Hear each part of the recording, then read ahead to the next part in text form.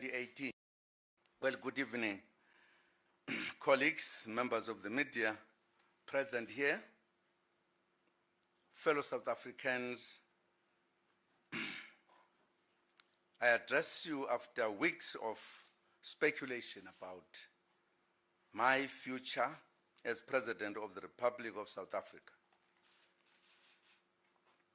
In particular, I make reference to the much publicized and awaited decision of the African National Congress issued on the 13th February 2018.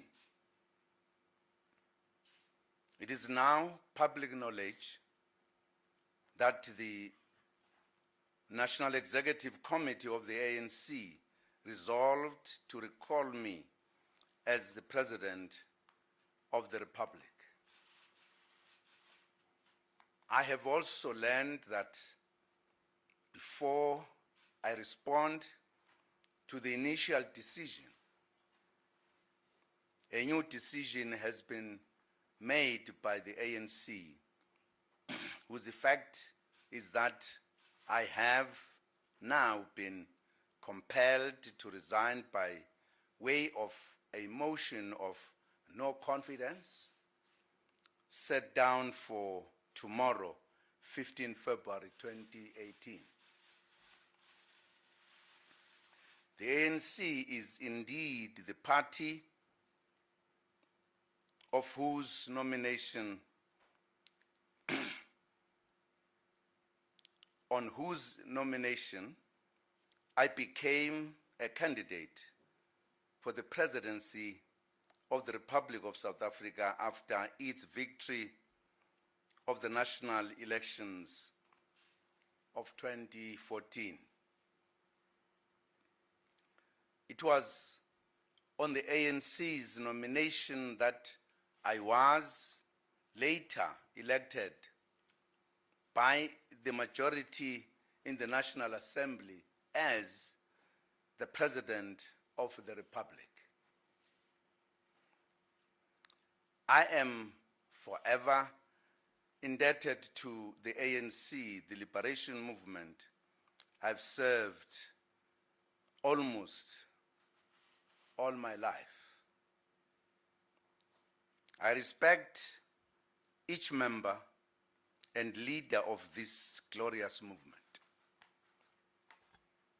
I respect its gallant fight against centuries of white minority brutality, whose relics remain today and continue to be entrenched in all manner of sophisticated ways in order to ensure the continued survival of white privilege. I do take seriously and am grateful to the ANC that in the face of its revolutionary mission to ensure a better life for all and the creation of a non-racial, non-sexist and democratic South Africa, it deployed me at the pinnacle of its role in government. I was also elected in terms of Section 86 of the Constitution, and from that moment pledged my loyalty to the Constitution of the Republic of South Africa. It has indeed been a great learning experience, a mammoth task,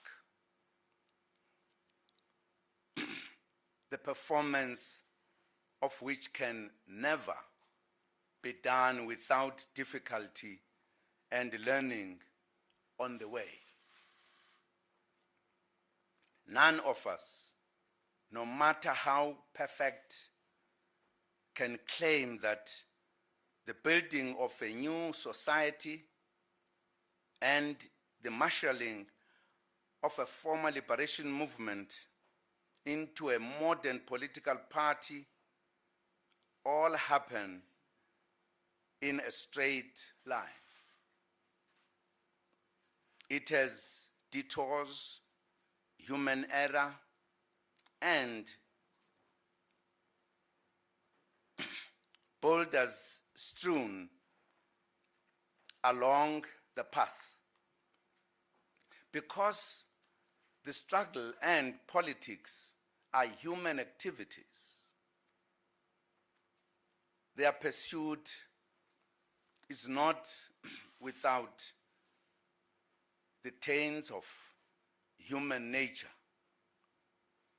All my life, I have served and will continue to serve the ANC in its pursuit of the objectives of the National Democratic Revolution.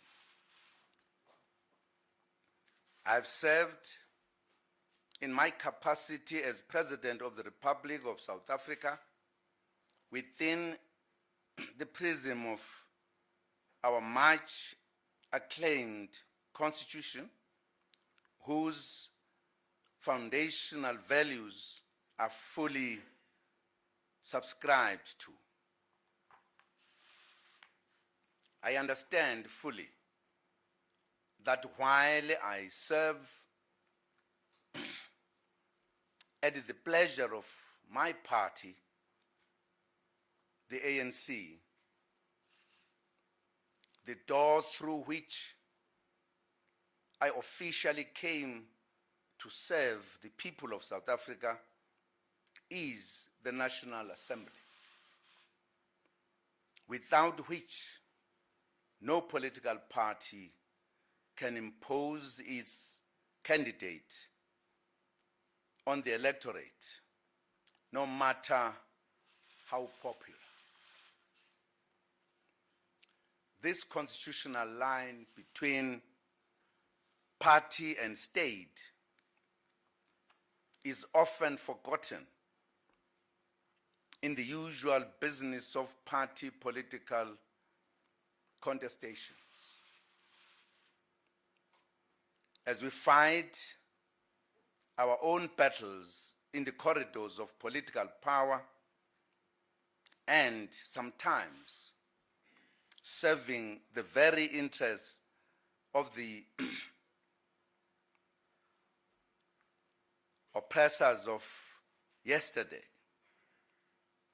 who joyfully celebrate as we lynch one another, we often forget the citizens on whose behalf we create a better life. We tend to place the political party above the supreme law of the country, which is the rule book of the country's political engagement. I do not make this reference because I am above reproach, nor do I wish to proclaim that in understanding my political responsibilities, I have been the epitome of perfection. If truth be told, none of us are. However, I respect the prescripts of the Constitution and its consequences on how we enter, stay in, and exit political office and government. There has been much speculation about how the President of the Republic should exit his or her office. In my case,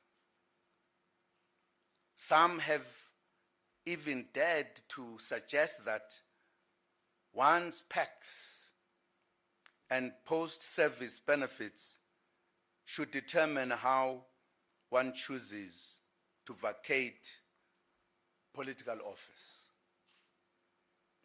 Often these concerns about PACs and benefits are raised by the very same people seeking to speak as paragons of virtue and all things constitutionally.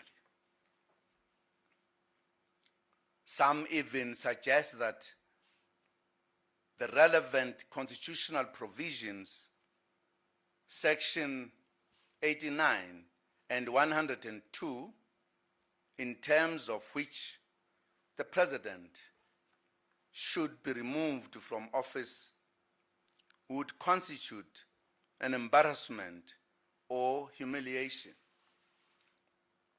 For that reason, various suggestions are made to help leaders avoid this constitutional route of vacating political office without PACs. If we avail ourselves to serve in terms of the Constitution, we should be prepared if indeed be and if those we serve deem it appropriate to suffer the hardship that comes with our constitutional obligations. Whether we lose our post-political office benefits should not determine how we act in the time of our departure. Nor did I agree to serve because there are no better cadres in the ANC and the country. Most importantly, I did not agree to serve in order to exit with PACs and benefits of the office of the President.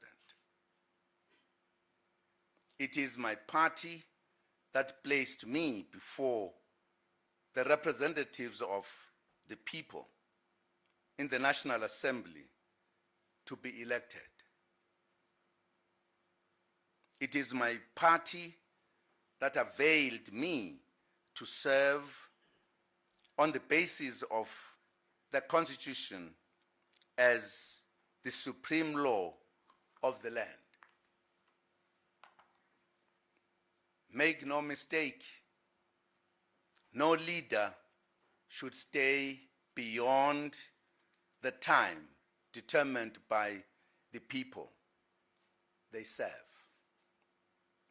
Most importantly, no leader should seek an easy way out simply because they could not face life at the end of their term without the perks that come with their political office.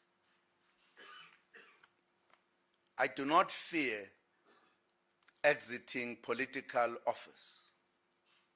However, I have only asked my party to articulate my transgressions, and the reason for